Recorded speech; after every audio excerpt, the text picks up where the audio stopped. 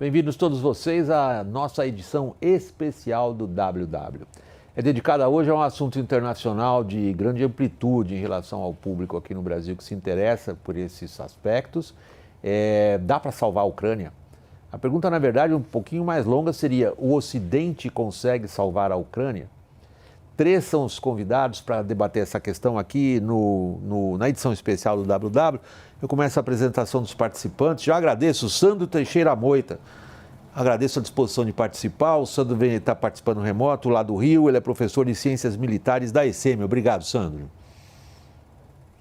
Aqui no estúdio, na Avenida Paulista, em São Paulo. Obrigado, Gunter Hutzit, professor de Relações Internacionais da SPM, pela disposição de vir ao programa. E, igualmente, meu muito obrigado a Leonardo Trevisan, está conosco aqui na Avenida Paulista, professor de Relações Internacionais da PUC de São Paulo. Sandro, dá para salvar a Ucrânia? Isso é uma ótima pergunta, William.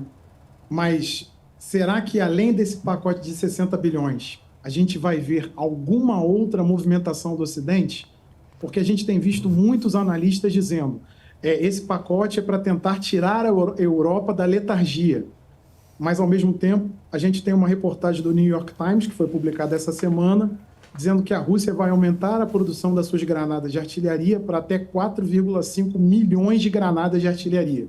Enquanto a gente está vendo os Estados Unidos entregando, segundo o pacote, um total agora de 200 mil e até o final do pacote 1 milhão de granadas. Será que a gente vai conseguir ver essa pressão nos países europeus? O Macron deu um discurso dramático, mas essas palavras têm de se tornar ações. A tua resposta é depende, se, Gunter. Eu acho que vai conseguir estabilizar a frente, que hoje a Rússia está tendo ganhos incrementais pequenos, mas tem conseguido. Muito provavelmente vai conseguir, na melhor das hipóteses, segurar, começar a infligir danos maiores na infraestrutura russa, atrás das fronteiras, ou seja, dentro do território russo. Talvez consiga diminuir a perda da infraestrutura ucraniana, mas reverter não reverte. Para mim, o território ocupado pela Rússia hoje virou Rússia. Leonardo. Eu penso que um pouco como o Sandro, né? Depende. Eu acho que de alguma forma precisa saber qual será o fluxo, porque o problema na guerra da Ucrânia não é mais de tecnologia, é de fluxo. Na verdade, se imaginou a guerra da Ucrânia como uma guerra de laboratório, uma guerra sofisticada, não é. Não é? A necessidade da Ucrânia é munição e armas leves, é uma questão concreta, é um problema de fluxo industrial e não de exatamente o que ele disse. A Rússia compreendeu isso perfeitamente, aliás, salvou a economia russa em 2023 desse jeito. O tal do Estado industrial militar lá atrás, dos anos 50, a Rússia fez e avançou, os 4,5 milhões que ele comentou. Precisa saber se o Ocidente vai fazer isso. Esses 61 bilhões de dólares, você tem que fazer uma pergunta concreta. Não é? É para salvar quem? Não é? Exatamente quem? Não é? A indústria bélica americana, que tipo de coisa ela quer oferecer, ou para efetivamente oferecer o que o Gunter comentou, equalizar a pressão que a Rússia está fazendo. Sandro, aproveitando que você está aí, professor da ECM, a gente vê aí atrás de você a ilustração, o Observatório Militar da Praia Vermelha, é um dos centros de observação dos conflitos internacionais por parte do nosso Exército, é importantíssimo como reflexão, né? Toda arma organizada como essa, ela tem gente como você dedicada a entender lá fora o que está acontecendo, porque isso fatalmente vai implicar decisões aqui. Do ponto de vista militar exclusivo, é a primeira vez nos últimos dias que a gente ouve críticas severas dentro da Ucrânia à condução tática das suas tropas de terra.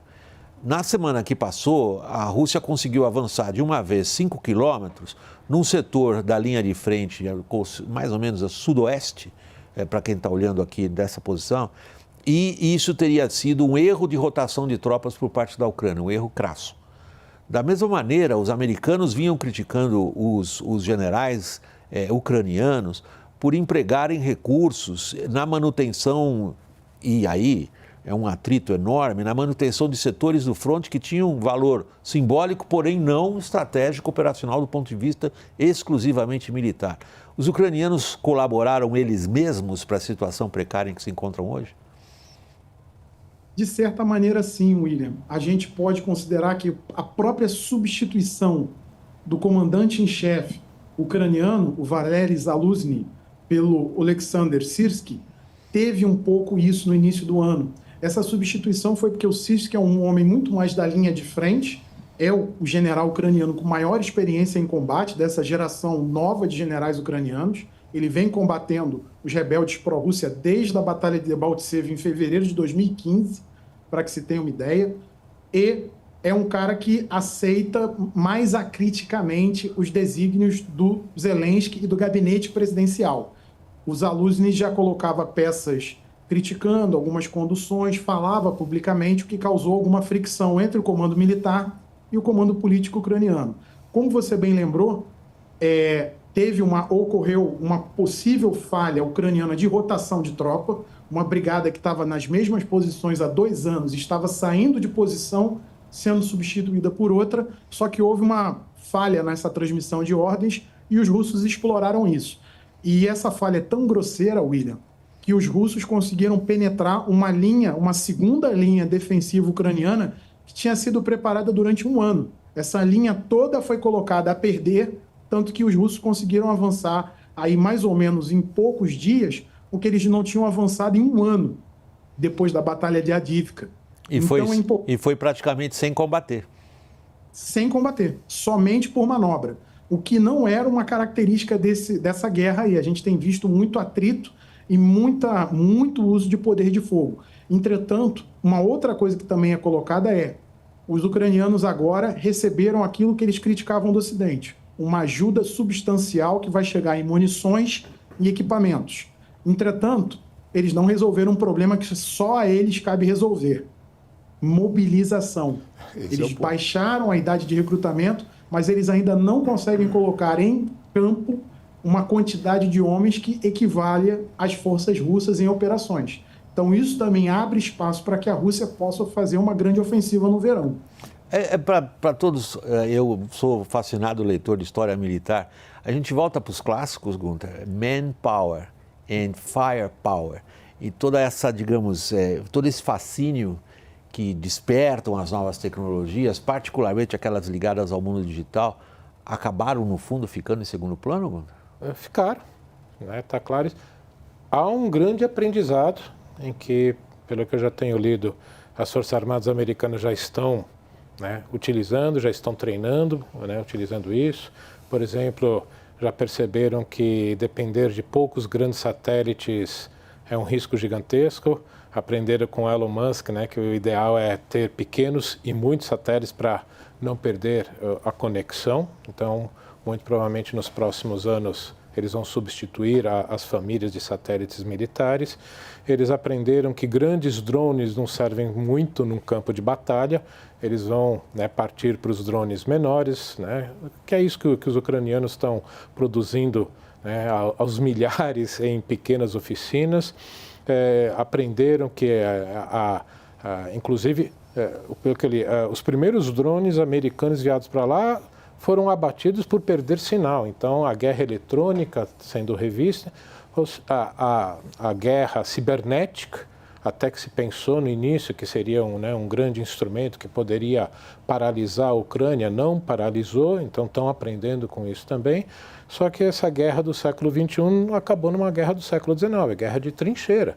E isso, quando o Léo estava falando aqui, não é só o complexo industrial militar, número de soldados. O que a gente já conversou aqui, praticamente no início dessa guerra, a gente já discutiu isso aqui, a Rússia tem um estoque muito mais de, como vem sendo dito, gente, é uma expressão difícil, mas gente para colocar no moedor de carne, uma expressão que se usava na Primeira Guerra Mundial. Meat greener, tá certo, ela vale hoje ainda. Especificamente em alguns setores do fronte na Ucrânia, foi isso que aconteceu. É isso aí.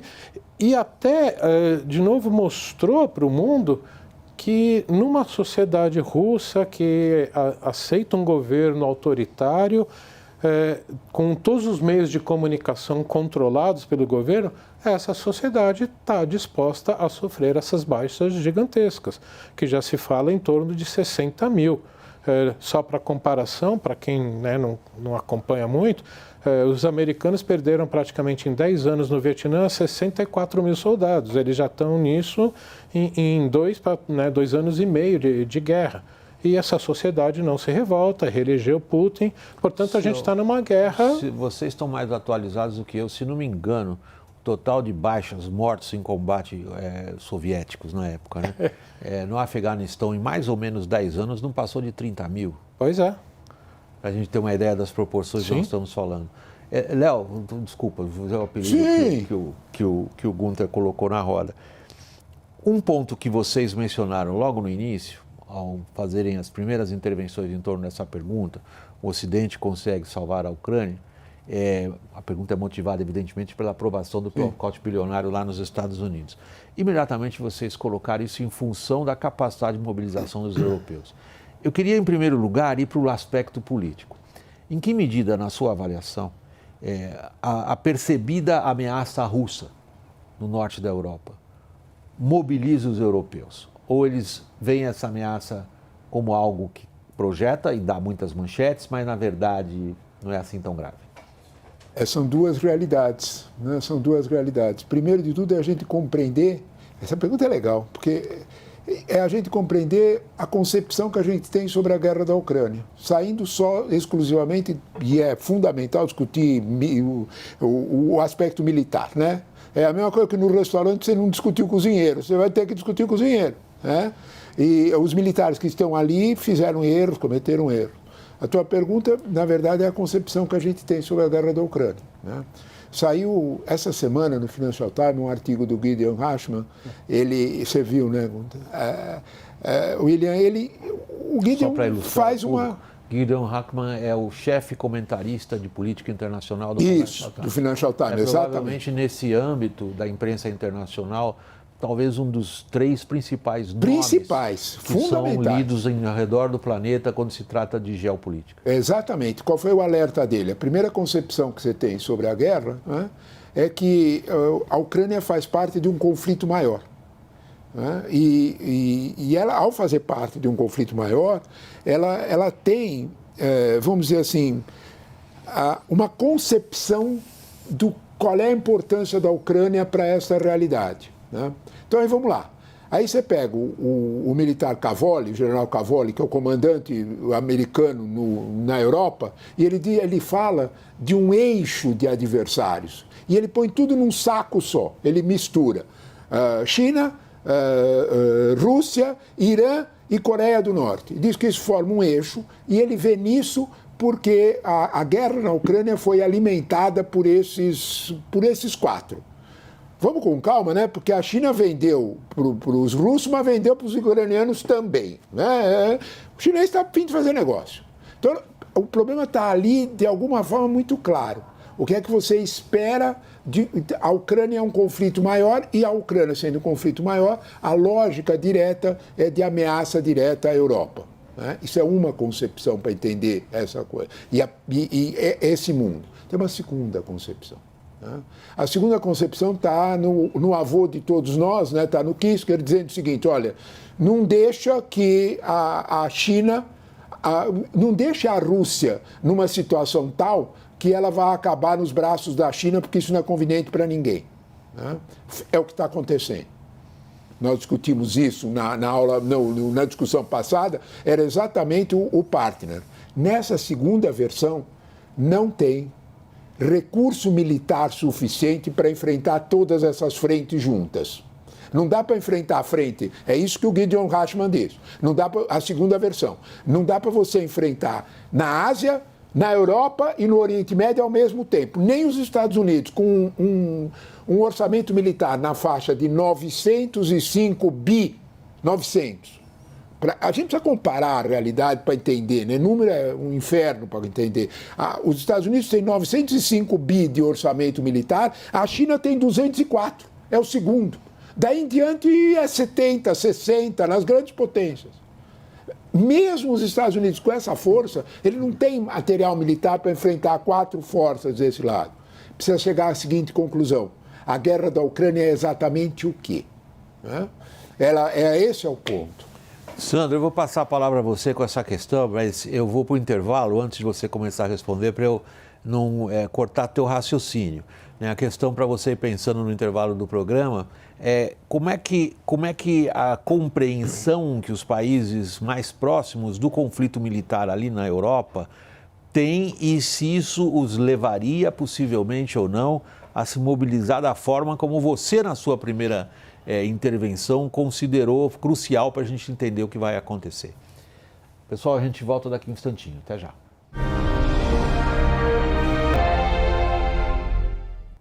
Bem-vindos de volta à edição especial do WW.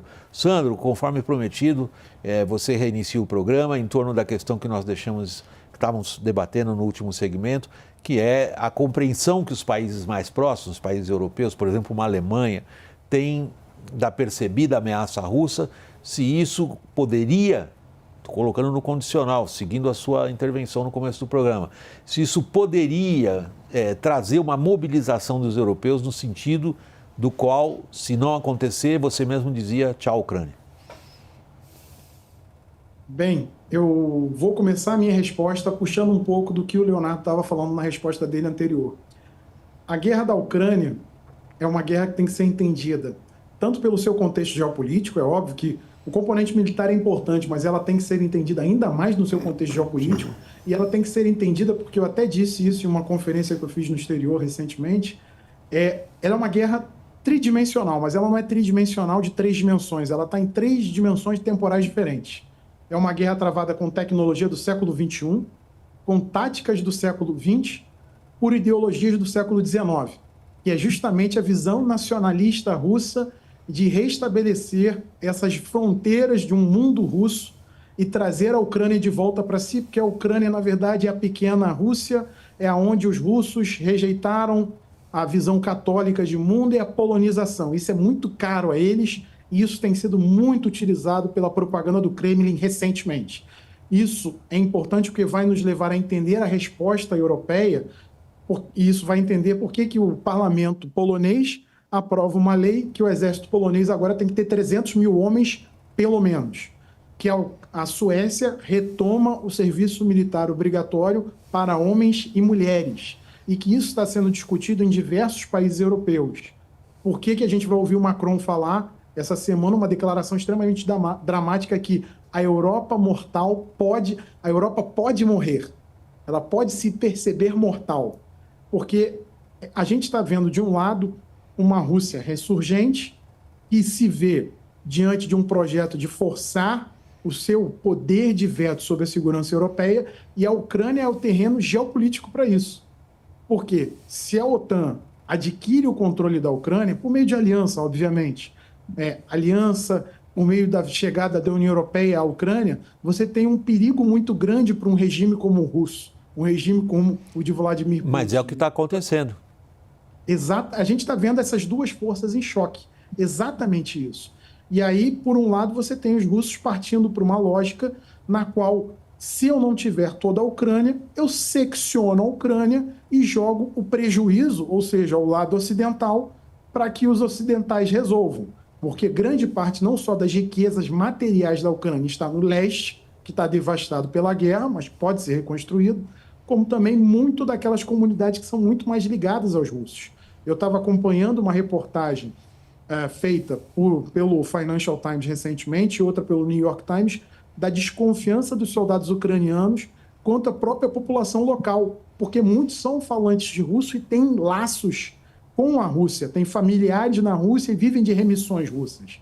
Por outro lado, há um interessante estudo da Agência de Defesa da Suécia falando de como deve ser essa mobilização europeia. E ao que parece, William, a gente vê Polônia, os estados bálticos, Suécia e Finlândia muito preocupados, e a gente vê Alemanha, Itália e alguns países da Europa, com exceção da França, dizendo, veja bem, talvez seja o caso da gente fazer uma negociação. Eu lembro, para concluir a minha resposta, de uma pesquisa que foi feita em janeiro desse ano, pelo Conselho Europeu de Relações Exteriores, um think tank europeu bastante importante, no qual o maior resultado que os europeus, quando perguntados como você acha que a guerra vai terminar, 38% da média europeia respondia com a Ucrânia aceitando um compromisso com a Rússia. Isso, por si só, já é bastante preocupante para a Ucrânia. Gunther. Efetivamente é isso que o Sandro colocou. Essa discussão está muito forte nesses estados mais do leste, que foram controlados pela Rússia. Sempre foi Rússia. Na visão deles, sempre foi Rússia. Polônia, os Bálticos, a Finlândia mais próxima, a Suécia, isso já está caminhando, e essa divisão. Ele estava falando de uma sim. divisão histórica na Sim. Europa. É porque passa, como eu prestei atenção numa expressão que ele usou, a polonização. Sim. Quer dizer, a gente volta ao quê? A gente volta ao reino de Litauen, porque a Polônia tem uma visão que os russos chamam de chauvinista do papel deles na Europa, e que passa por essa linha cristão ortodoxo, cristão católico romano. Então, primeiro ponto, a Rússia, assim, pensando teoricamente, puramente numa explicação, a Rússia já perdeu a guerra.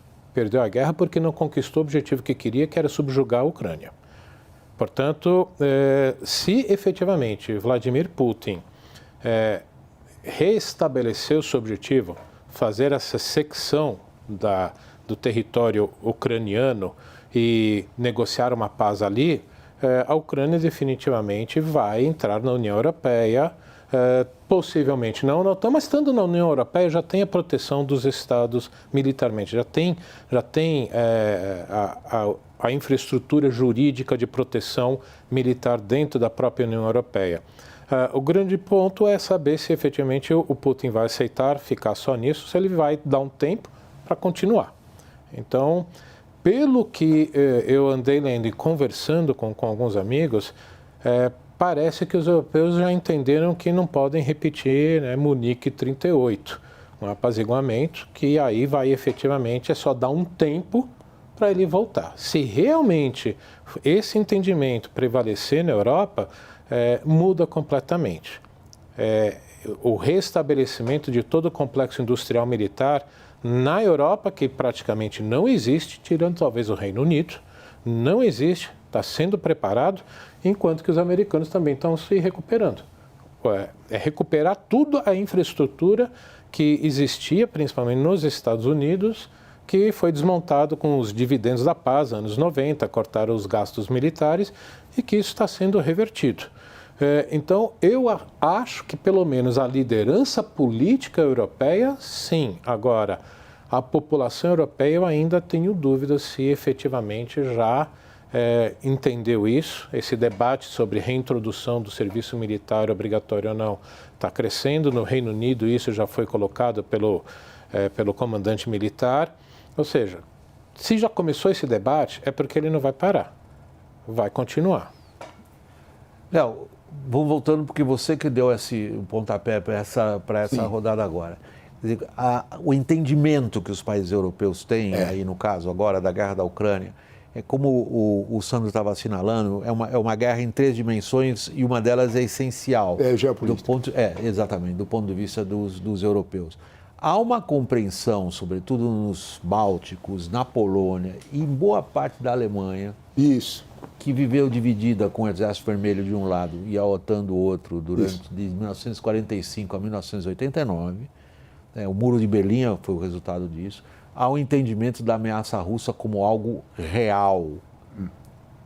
Isso é percebido assim pelo resto? São 2 mundos. Né? Eu gostei muito do que o Sandro mencionou, essa tridimensionalidade, Sandro. E eu gostei muito da separação que você fez, que eu acho que é muito sensata, sobre de como que a Europa vê o mundo russo. Né? Então, vamos chamar desta forma, vai. A Europa mais rica, a Europa do Norte, essencialmente França, Alemanha com essa ressalva que você fez, Itália, Espanha, esse mundo olha para o contexto russo de um jeito completamente diferente do restante, Sim, por isso... desse outro mundo. Sim. Né? O problema está naquela discussão que nós já tivemos aqui, né? Esse urso morde? Essa é a pergunta. É verdade. Esse urso obrigado. Bela manchete. Toda essa Esse urso pergunta morde. monstruosa que eu fiz cabe nisso aí. O urso morde? O urso morde, né?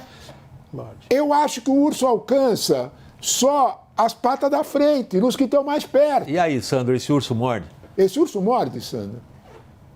Eu acho que sim.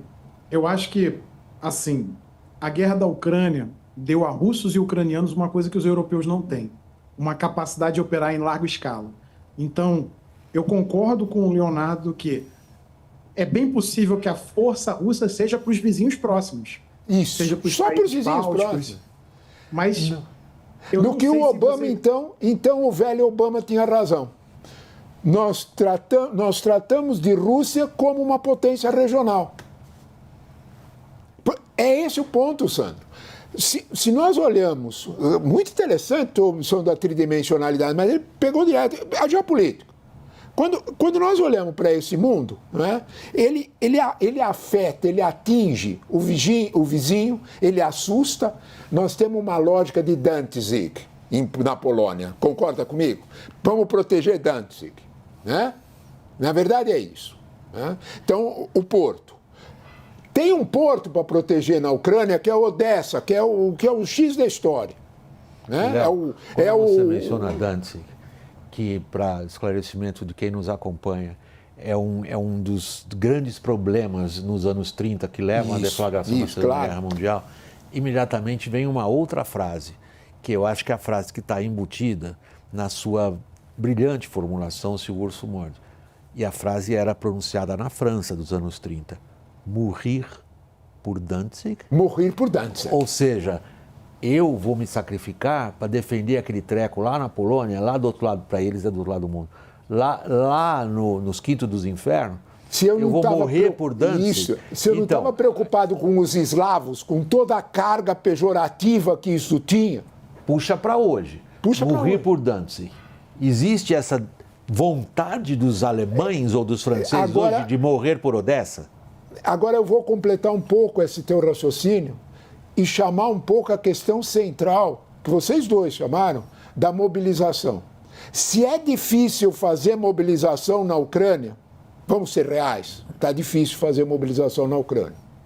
A Ucrânia tem usado até o Parlamento Europeu, quando saiu, o Parlamento Ucraniano, quando saiu a proposta de mobilização, houve 4.000 emendas. 4.000. Uma das leis propostas, William, eu fui olhar para ver se isso era verdade, é mesmo. Era você confiscar os ativos bancários de quem foi convocado e não foi. Sabe qual foi o resultado disso? Em janeiro teve uma corrida aos bancos ucranianos, eles sacaram 700 milhões de dólares. Nós temos que entender que a Rússia tem uma capacidade militar sobre a Ucrânia, que a gente... Tem uma palavra que a gente anda esquecendo, sabe, William? Demografia. Ah, não, é verdade, você tem toda a razão. A Rússia tem 144 milhões de gente, quantos 44 milhões dos ucranianos. E para usar a palavra do general Zaluzhny, né? É um estado feudal, onde o ingrediente que menos tem valor ali é a vida humana. Deixa eu ir para o intervalo, Gunter. Na volta, você, por favor, retoma o programa nessa linha. Qual é a disposição que os europeus têm de sacrifício diante do que está acontecendo Isso, essa é a ideia. No campo de batalha na Ucrânia hoje? Pessoal, é rápido o intervalo, a gente já volta.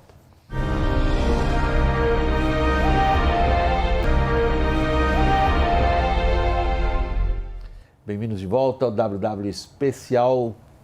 Gunter, olhando para a Europa, próspera. A União Europeia é um exemplo de capacidade de convivência, de desenvolvimento, de prosperidade, de paz. Isso daí se transforma numa, digamos, postura de resistência e eu vou dar meu sangue para defender isso aqui, frente ao que está acontecendo na Ucrânia? Eu acho que o médio e longo prazo, sim. Hoje, não. Mas, efetivamente, a percepção de que o urso morde e morde forte... O russo dá patada, Gunter. O russo não está com condição de morder. Não, mas é morder aqueles que estão ali do lado. Ah, sim. Isso ele... Mas esses países hoje são democracias fortes. E o fator que tem a OTAN. né? Tem um fator que naquela época, na década de 30, não tinha, que os tratados eram tratados bilaterais. É verdade, você tem razão. Hoje há esse aspecto que tem esse, né, um impacto muito grande e que essa invasão russa é uma invasão civilizacional. A percepção dos europeus em relação aos russos mudou bastante. Então deixa eu te amolar um pouco, um segundo, Gunther. Então você está querendo dizer que o Macron tem razão quando ele diz que a Europa é mortal? Sim, eu acho que... Porque, na minha lógica, a frase do Macron, a Europa é mortal, ele tem o olho posto na Madeleine Le Pen. Ele tem medo dela. E por isso mesmo as eleições parlamentares de junho agora... Vão provar que ela vai ganhar a eleição. Não sei se ela ganha. 29 a 21, Gunther. Eu não sei se ela ganha, mas eu sei que a extrema-direita, liderada pela Meloni, já moderou bastante o discurso. Em que sentido ela moderou? Se afastou de uma Le Pen, procurou se afastar do alternativa para a Alemanha, veio um pouco mais para o centro para conseguir o apoio e eles estão com um discurso anti-Rússia. Não é um discurso para mas tem um motivo. A Meloni está agindo desse jeito porque o Banco Central Europeu está dando 200 bi para ela em prestações regulares. A hora que ele parar de dar as regulares, a Meloni muda de ideia outra vez. Mas eu não sei se eles vão parar justamente por causa disso. Eles cofre tem limite, Gunther. Posso passar a palavra? Sim, por favor. Sandro, nós estamos entrando no campo tradicional. Em que medida eleições e mudanças de governantes nesses países democráticos sugerem linhas de desenvolvimento no conflito? Nós estamos esperando a grande eleição do ano, que é a eleição americana. Como é que você antecipa uma, digamos, que no momento é bastante plausível, não digo que é provável ou não provável, mas é plausível Trump voltar ao poder. Como que isso altera a sua maneira de avaliar o conflito? Bom, William, tem 3 coisas aí a serem colocadas. A primeira coisa sobre a eleição americana é que, inclusive, isso teria sido um fato de que parte do Partido Republicano teria aceitado dar essa ajuda agora, porque eu vi alguns comentaristas políticos americanos dizendo que esse vai ser o último dinheiro que o Congresso americano vai dar para a Ucrânia esse ano.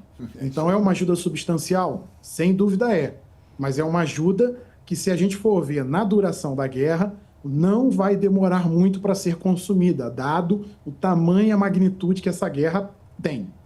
Segundo, existem dois artigos que saíram recentemente na Foreign Affairs, um do próprio diretor da CIA, o Bill Burns, e outro de um especialista em inteligência russa, o Andrei Soldatov, e os dois tinham, sem terem trabalhado juntos, mas concordaram entre si no sentido de que a inteligência russa voltou com tudo para a Europa e ela voltou firmemente no sentido de, e aí a gente chega ao terceiro ponto, desestabilizar a Europa.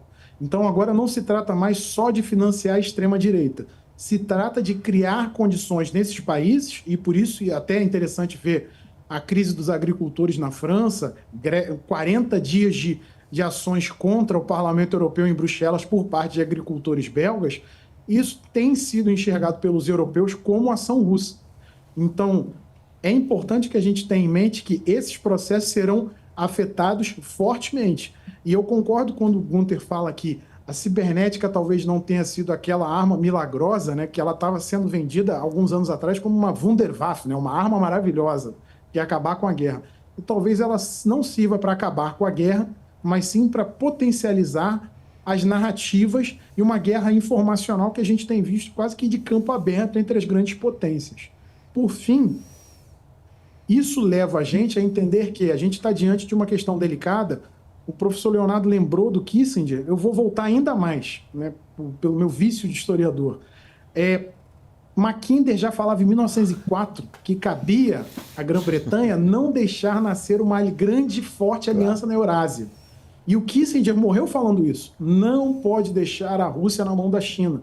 Então, talvez o que o Ocidente não tenha percebido é que ele está formando, quase que por contraponto, um bloco anti-ocidental que pode ser forte o suficiente para bloquear parte das suas ações. Só para ajudar, né?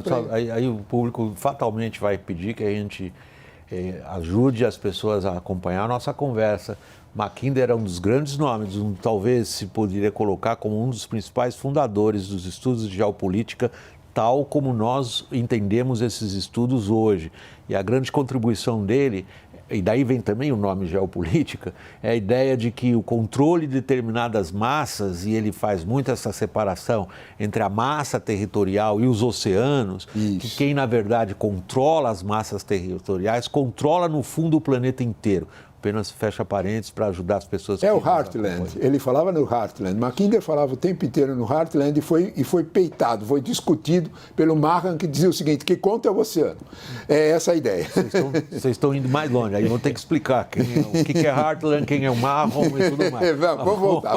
Vamos lá. Vamos voltar. Boa lembrança, meu caro, boa lembrança. Você tem razão, você tem toda a razão. É Mackinder na cabeça. Os novos estudantes de relações internacionais acham que não, esqueceram de ler Mackinder, eu acho isso um erro. Mas aí nós estamos virando, isso aqui está virando um seminário acadêmico. Vamos lá, Gunter. Bom, então essas eleições que já estão sendo influenciadas, né, pela guerra híbrida que o Putin tão bem se desenvolveu, mas que também o Ocidente, principalmente os americanos, aprenderam a lidar com ela e estão tentando lidar. Eu diria ainda mais... Até que não foi um problema em 2020, né? E eu colocaria ainda mais, por exemplo, os protestos, Sandro, dos agricultores poloneses, né? Isso tem claramente, né, dedinho ali de Moscou. De novo, volta um ponto central para as democracias. Esse é um ponto central, né? A liderança política naquele momento. Então, esse ano é importante não só para a Ucrânia, mas para a Europa e para as democracias, como nós entendemos hoje, esse ano é central nesse processo, porque a Europa morre não no sentido, né, físico, mas a Europa como a gente conhece hoje. A Europa berço, bastião da democracia, dos direitos humanos, das liberdades individuais. Porém, Gunter, apenas para acrescentar o seu argumento, a própria União Europeia, sim, que nasce da Comunidade Europeia, que sim, nasce da necessidade de ancorar, então, a Alemanha Ocidental num determinado lado, estou falando lado aqui, não é geográfico não, num determinado lado, seria inexplicável sem a percepção da ameaça soviética. Sim. Então, quando a gente lê história para trás, assim, a gente não consegue imaginar como é que esses adversários alemães e franceses se mataram durante mais de 150 anos. Como é que eles se encontram? É porque os dois têm medo de um outro. Sim. Daí que veio a pergunta em relação à capacidade de compreensão. Então, acho que a tua resposta vai vir ao longo desse ano, primeiro na eleição do parlamento, e em outras eleições, e outras eleições nacionais que ainda vão ocorrer ao longo do ano. Eu tenho menos de um minuto, Léo. Desculpa. Eu só queria completar com vocês dois que nós estamos esquecendo um fator pequeno nessa referência toda. Pequim. A China está fazendo grandes aproximações, já fez em 2020 com o mundo europeu. Não há dúvida nenhuma que vai estar mais presente ainda no mundo europeu. E eu não sei não, sabe? Até que ponto a China não vai prestar atenção naquele alerta, não é? Que daquele ministro, eu acho que foi da Nigéria, estou esquecendo, não é? Eu falo com os americanos e eu recebo dos americanos um sermão. Eu falo com os chineses e ganho um aeroporto. Peraí, você está começando outro programa. Aí eu acho que a Europa, essa Europa civilizada, grande e de alguma forma com todos esses valores, está olhando para a potencialidade do final do século XXI, que vai ser muito mais fazer negócio com Pequim do que com o velho mundo. E aí a ameaça russa fica pequena, porque de alguma forma Pequim ele completou tanto do outro, é o Junior Party, Leonardo, em relação. Você está começando outro programa. Me dá a clara noção, o público nos massacra com isso, que para falar de geopolítica 45 minutos não dá. Eu tenho certeza que a gente vai voltar ao assunto, não sei se seja na próxima semana, a gente fez outras experiências, essa parte 1, parte 2, o público gostou. Então a gente está sempre pensando em vocês acham que não, mas a gente lê, a gente acompanha. Mas eu vou pedir desculpas mais uma vez. Isso aqui é uma grade de televisão, não é uma grade de internet.